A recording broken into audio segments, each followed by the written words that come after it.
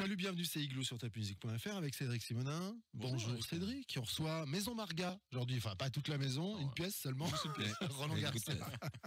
Bonjour Eric. Bonjour, la pièce maîtresse. Bonjour Eric. Vous avez un couloir? J'ai plusieurs. Vous avez une entrée? Plusieurs. Bah ça tombe bien parce qu'aujourd'hui, comment faire entrer sa bonne foi dans son couloir ou son entrée, c'est exactement. Le sujet. Non, pas du tout.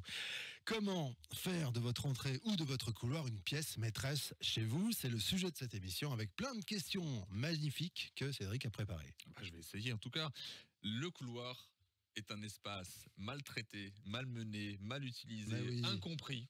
Ouais. Souvent sombre. Souvent sale. Souvent délaissé. Avec des traces partout. Et on s'est dit, ça suffit. Ça suffit quoi. On a vu chez vous comment c'était. On s'est dit, c'est pas possible.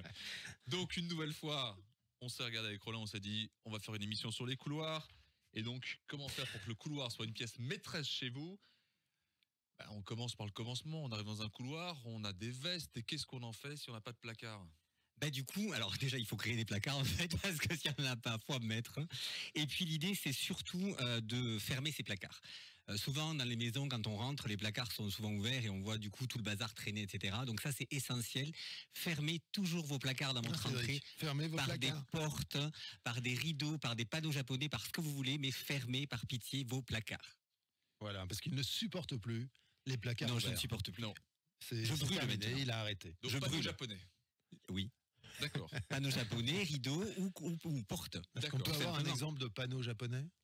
Vous voulez un exemple de panneau japonais? Vous savez ce que c'est un panneau japonais? Oui, c'est un panneau japonais. En feuille, là, en truc tout fin. En fait, c'est des portes qui se coulissent. Plutôt, les panneaux japonais sont des portes qui sont en feuille, très fines, et on les fait laisse coulisser. passer la lumière aussi. Absolument. Magnifique. Donc c'est pas le principe du coulissant, c'est le truc fin. Oui, c'est ça. Ok. Ah, mais ça peut coulisser. Ça peut coulisser aussi, oui. Sinon, il y a les petits rideaux, trucs avec les petites. Pistors, là. Non, les trucs enfin, avec les perles. En fait, l'essentiel, c'est de les fermer. Voilà. Non, l'essentiel, c'est de les fermer. Ok, donc il faut fermer son placard. Exactement. Ça, c'est la règle numéro 1. Exactement. Bien. On peut parler du mobilier adapté pour les couloirs. Oui, parce que souvent, en fait, on se rend compte, c'est la dernière pièce de la maison qu'on essaie de meubler et on met souvent des meubles qui sont pas adaptés. Moi, j'ai un conseil tout simple parce que je me suis souvent rendu compte que les clients craquent sur un meuble, l'achètent et ils arrivent dans leur couloir avec ce meuble-là et le meuble est pas adapté parce que trop petit ou trop grand. Alors, surtout, pensez bien toujours à mesurer votre pièce et mesurer les meubles que vous avez achetés pour qu'ils soient bien adaptés à votre pièce. Et ça, c'est essentiel. Mais ça existe, les meubles spécial couloir? Oui, absolument. Voilà, ça, c'est un objet. Alors, il faut voir aussi la longueur, la grandeur du couloir. Après, tout dépend de ce qu'on veut mettre dans son couloir. C'est toujours pareil. Voilà. Mais sur une entrée, par exemple, on va travailler avec un banc. On va mettre un banc pour pouvoir s'asseoir. On va mettre un vide-poche aussi parce qu'on dépose ses clés quand on rentre. C'est des choses comme ça, toutes simples, en fait. Ah oui, vide-poche. On en parle après ça? Ça, c'est bon, ça.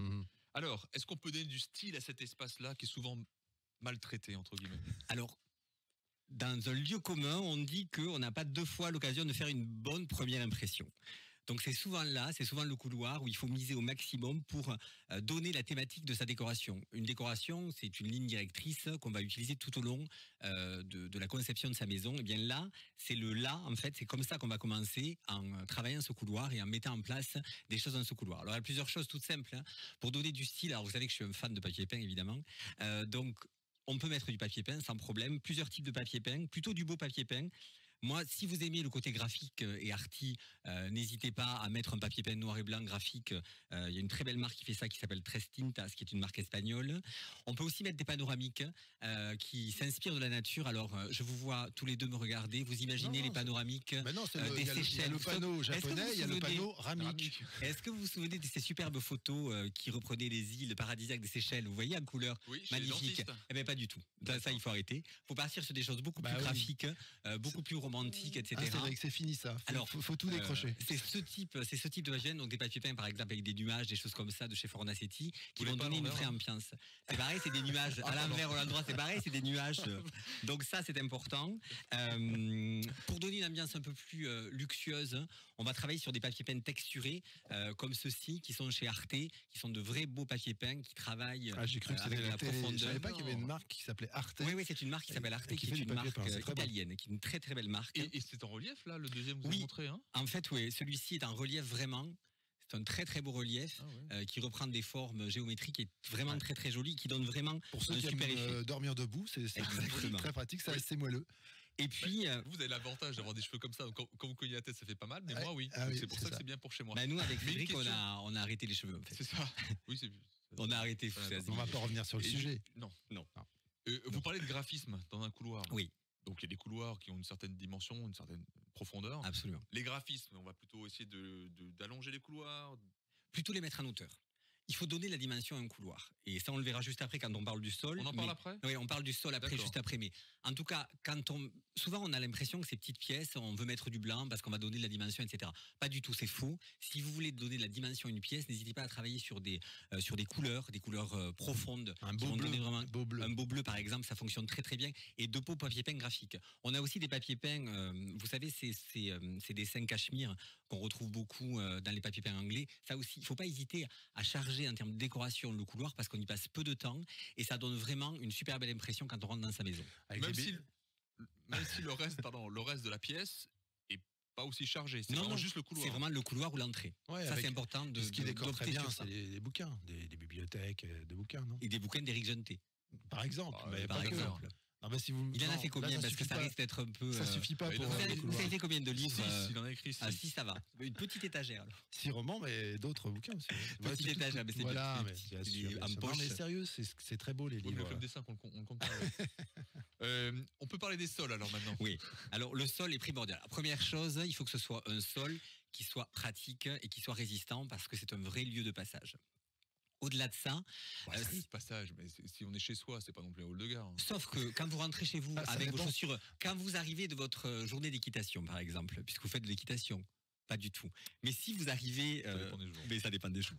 Donc on a souvent les chaussures crottées, des choses comme ça. Donc c'est un lieu où on passe avec des chaussures, etc. C'est un lieu qui s'use. Donc il faut vraiment Ah oui, Avec des chaussures crottées. avec des chaussures crottées. Et quand on veut cacher sa maîtresse aussi, enfin je veux dire ça, Voilà, ça, c'est les un autre copines sujet de dont on cheval. parlera. Alors, il y a le une cheval prochaine et il y a les fois. copines Exactement. de cheval qui aussi. Non, mais Non, c'est non. Non, une Pas copine dans de cette cheval, direction, pas dans cette ça direction. dit C'est quelque beaucoup chose, le non, mais- couloir. En tout cas, Avec c'est ses un bottes. lieu qui doit être avec un parquet ou un carrelage solide. Mais au-delà de ça, si on veut donner, alors il y a deux effets qu'on peut donner. Hein. Si on trouve que les murs sont trop près, on va positionner son parquet ou son carrelage de façon horizontale pour écarter les murs au maximum. Et puis si on a envie de donner un effet un peu galerie d'art, au contraire, on va travailler sur la verticale pour donner de la profondeur en fait. D'accord. C'est une impression. Enfin, ça Oui, oui. donne Mais l'impression la décoration, c'est beaucoup d'effets Ouais. d'optique hein, Ouais, c'est qui vont permettre de modifier la perception qu'on peut avoir de l'espace. Quand vous dites vers horizontal, c'est perpendiculaire au mur. Perpendiculaire au mur. Ouais, bah, ouais. Tout le monde avait compris. hein. Mais Mais moi pas. C'est juste pour préciser. très bien. Non, mais une très question bien. par rapport au sol encore, Roland, si vous voulez Oui. bien. Est-ce que maintenant, c'est une erreur de style, de goût, d'avoir une typologie là, vous parliez, il faut faire attention. Je mets du carrelage résistant dans mon couloir, et si j'ai du parquet après dans le salon, ça jure Ça pas. pose pas de problème. En fait, ça Non. permet vraiment de déterminer aussi la destination des pièces. On a un couloir. Et quand on passe du carrelage au parquet, si on a du parquet dans son salon, on sent qu'on passe dans une autre pièce. Et ça, c'est important aussi de signifier bien les espaces au sol. D'accord. Alors, faut pas que ce soit des choses totalement différentes. Mais on peut mettre des carreaux de ciment, par exemple, très colorés, et à côté un parquet, ça fonctionne très très bien. Dans l'entrée, le rituel du miroir, mon beau miroir, positionne-t-on un miroir, et si oui, où? Alors, le miroir, ça apporte toujours de la profondeur, la lumière, etc. Et Gabriel Chanel, que vous connaissez sans doute, avait l'habitude de dire qu'avant de partir de chez vous, regardez-vous dans un miroir et enlevez un accessoire. Tout ça pour dire que souvent, quand on part de chez soi, on est peut-être un peu trop surchargé ou on n'est pas dans le style qu'on voudrait donner de sa propre personne. Donc, c'est toujours important d'avoir un miroir pour le dernier check-up. Voilà, est-ce que ça va? Est-ce que ça va bien? Est-ce que je vais bien? Et les miroirs, du coup, sont un vrai objet de décoration important. Alors, il y a deux types de miroirs. Où on met des très grands miroirs. Vous savez ce qu'on mettait au-dessus des cheminées, ce qu'on appelle les trumeaux, qui sont de ces grands miroirs qu'on retrouvait à Versailles ou ailleurs. Donc quand ces miroirs sont XL, font des fois 1,70 m jusqu'à 2 m, 2,20 m, on les pose directement sur le sol et c'est super. Alors que ce soit un miroir baroque ou un miroir beaucoup plus moderne. Et si on a un miroir beaucoup plus petit, on va le positionner sur le mur, on va l'accrocher au mur. Et une règle est essentielle, il faut qu'on voit le buste et le visage, sinon ça ne sert pas à grand chose, évidemment. Oui, si on voit que les chaussures. C'est pas top. Ou alors, ce on sont est des- fétichistes. mais alors, vous riez, mais souvent, les gens ne se rendent pas compte. À l'instar de ne pas mesurer des meubles qu'on met chez soi, c'est hyper important de ce genre de choses. Oui, ou si monsieur et madame ont vraiment pas la même taille. Il Chacun faut son mettre deux miroir. miroirs, en fait. Mm. Un petit miroir, un grand miroir. La lumière dans les couloirs, souvent négligée. Oui, parce que, encore une fois, c'est une pièce où on se dit, C'est un on hall va de pas gare, mettre l'argent, parfois. c'est souvent un hall de gare. Et il y a deux solutions. En fait, le couloir va servir de différentes façons en fonction de la journée. Souvent le matin, on a besoin d'avoir une vraie lumière forte parce que justement, on veut se regarder dans le miroir, il fait nuit peut-être à l'extérieur, etc. Donc on va avoir plutôt des lumières franches ou directes.